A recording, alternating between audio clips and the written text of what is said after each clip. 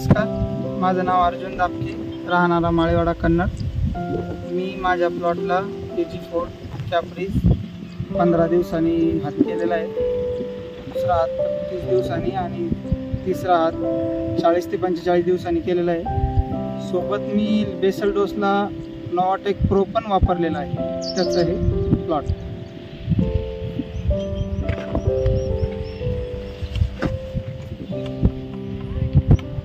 थोडासा पानं आली पाहिजे